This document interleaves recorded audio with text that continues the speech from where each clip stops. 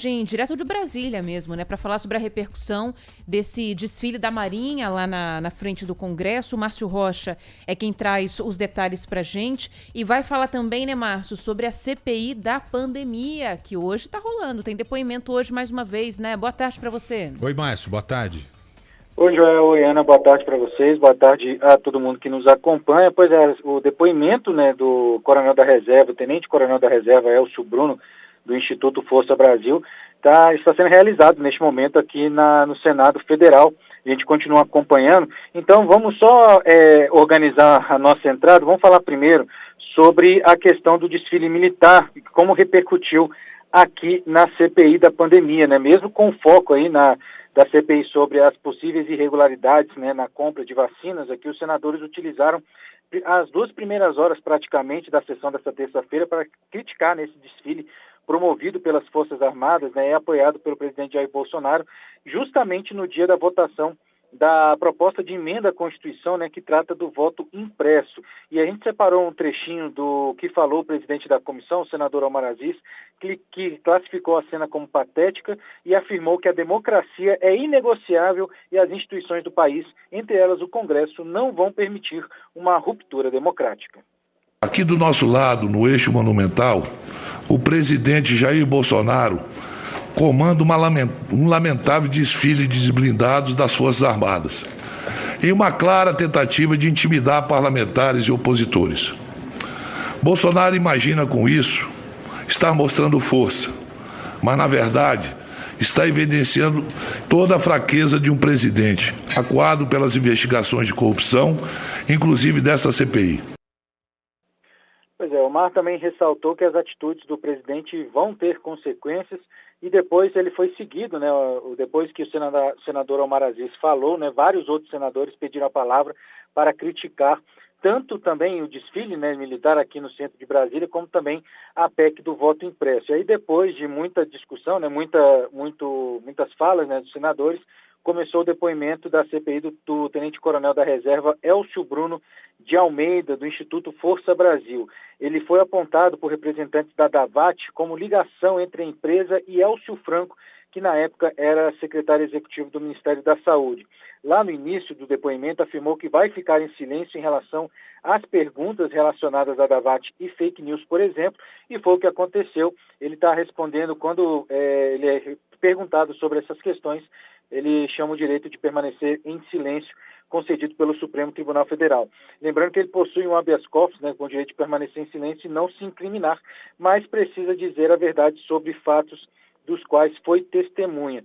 Mas, ele também afirmou, né, assim, a CPI, das poucas coisas que ele falou, que não conhecia o reverendo Hamilton de Paula, que prestou depoimento na semana passada, e nem os representantes da DAVAT, o Luiz Paulo Dominguete e Cristiano Carvalho.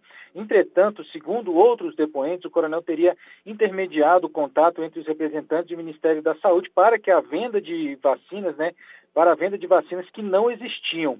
Elcio, Hamilton, Dominguete e Cristiano tiveram uma reunião no Ministério da Saúde no dia 12 de março, mas, segundo o Elcio Bruno, né, ele falou o seguinte, que o Instituto Força Brasil tinha agendado o encontro no Ministério, né, com antecedência para discutir a vacinação privada.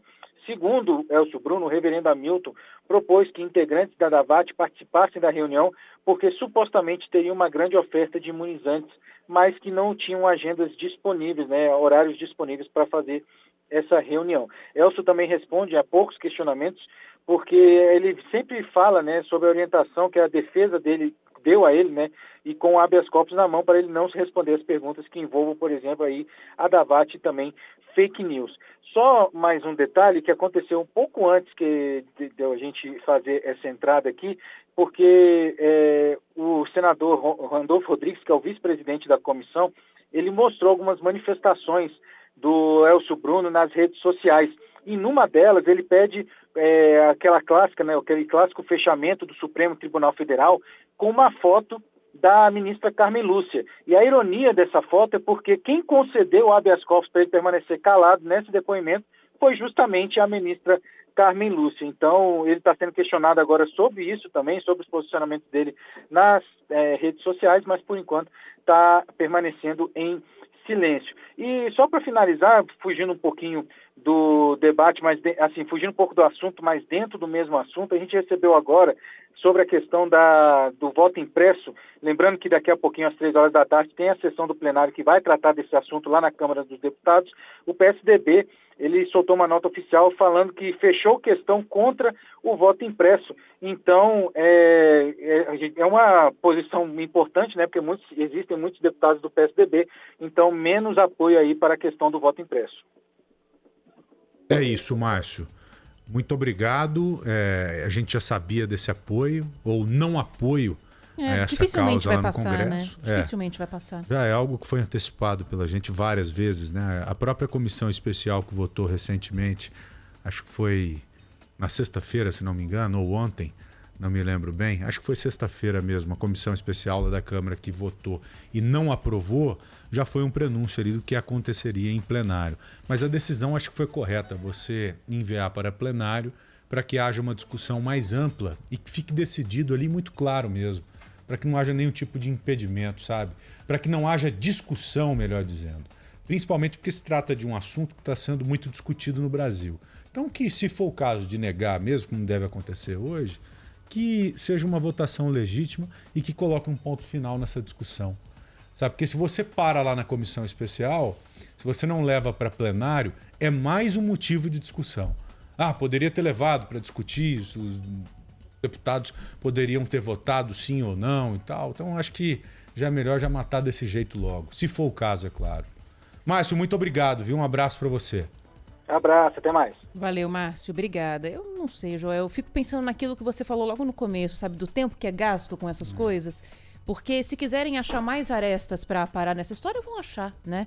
Do porquê de não quererem que o voto seja impresso, do que as pessoas têm medo. Então, assim, não sei se isso vai encerrar a polêmica, não. Sinceramente. Vão arrumar outros motivos para ter mais discussão, alheios talvez ao voto impresso. Exatamente. De qualquer maneira, esse assunto empurra, né, as próximas eleições para um mato sem cachorro, né?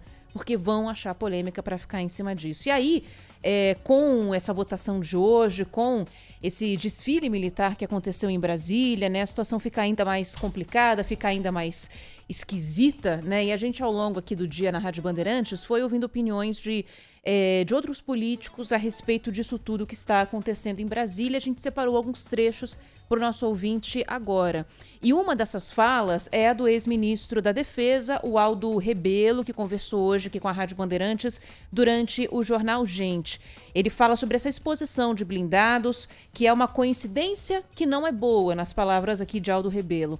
Ele afirmou que numa situação normal, o exercício militar deveria ser encarado com naturalidade, porque está no calendário das atividades das Forças Armadas. Vamos ouvir.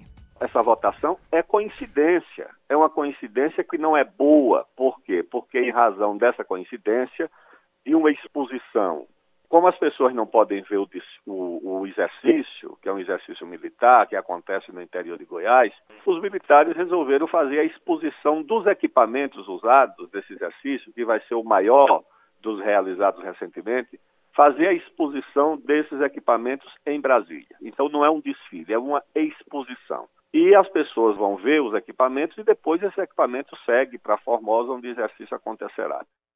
Bom, Aldo Rebelo ainda fala que a agitação desse assunto, né, em torno desse assunto, se deve ao uso político das Forças Armadas pelo presidente Jair Bolsonaro. Mas para o ex-ministro da Defesa não há risco de um golpe militar.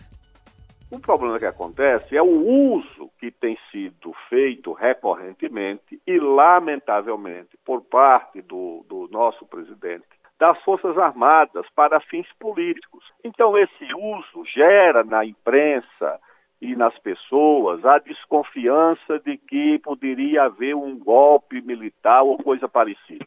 Tenho a absoluta convicção de que não há risco de golpe nenhum. As Forças Armadas não estão dispostas a nenhum tipo de aventura e o presidente da República hoje é um homem que cuida da sua sobrevivência política, não tem liderança e nem força para dar golpe em nada nem em ninguém. E a gente também ouviu aqui na Rádio Bandeirantes o general Santos Cruz, né, que é uma pessoa muito próxima ao presidente Jair Bolsonaro, ex-secretário de governo do presidente Jair Bolsonaro, também falou sobre essa questão de golpe, de que não há alinhamento para isso, que os comandantes operacionais das Forças Armadas não têm responsabilidade por essa exibição, mas foi mais duro em relação à coincidência, né, ou não, desse exercício militar com a votação do voto impresso. Para o ex-secretário de governo, né, esse evento é lastimável, além de desnecessário, e desgasta as Forças Armadas. É um evento lastimável, né? Completamente desnecessário, uma falta de bom senso,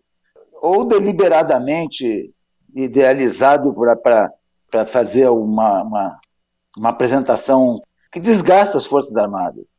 Desgasta muito, porque as Forças Armadas são instituições que têm muita gente valorosa, que não pode estar sendo submetida a esse tipo de exigência, a esse tipo de evento. Santos Cruz afirma ainda que essa exibição simbólica na Praça dos Três Poderes torna o ato mais inapropriado. E para o general, o exercício bem no dia da votação da PEC e do voto impresso é um desrespeito com o Congresso. Ali tem uma simbologia para o Brasil, ali estão os três poderes, ali tem o Congresso Nacional, ali tem a Câmara dos Deputados, tem o Senado, tem a Justiça.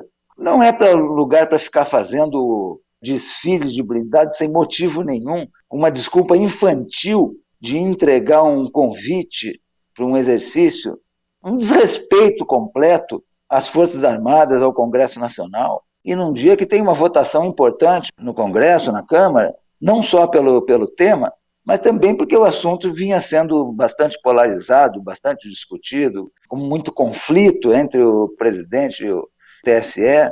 Então, tudo isso daí é um contexto que tem que ser considerado.